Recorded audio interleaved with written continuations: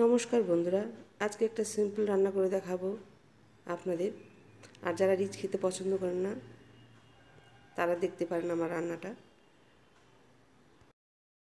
প্রথমে উনুনে pressure cooker বসিয়ে দিয়ে 2 চামচের মতো তেল দিয়ে জিরে ফোড়ন দিয়ে দিলাম একটা কুচনো টমেটোটাকে একটু নেড়ে চেড়ে দিয়ে দেব আলু, বিনস, গাজর, ক্যাপসিকাম আর ব্রোকলির ডাঁটাগুলো।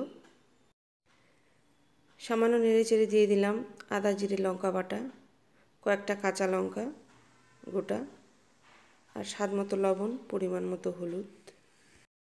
এবারে খুন্তি দিয়ে সবগুলোকে ভালোভাবে মিশিয়ে নিয়ে দিয়ে দিলাম প্রেসার কুকারের ঢাকনাটা আমি রাবার ছাড়াই দিয়েছি যাতে সবজিগুলো ভালোভাবে মজে যায়। এক মিনিটের মতো রেখেছিলাম। 1 মিনিট পরে দিয়ে দিলাম মটরশুঁটি। এবারে মশলা ধোয়া জলটা দিয়ে ভালোভাবে কষে নেব সবজিগুলোকে।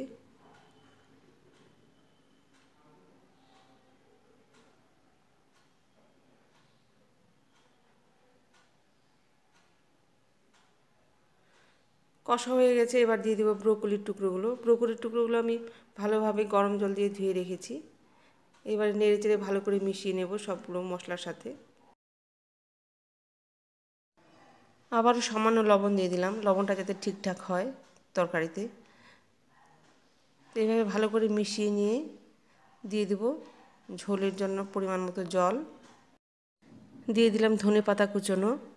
এবার প্রেসার কুকারের ঢাকনা দিয়ে ঢেকে 2টো সিটি দিয়ে নেব।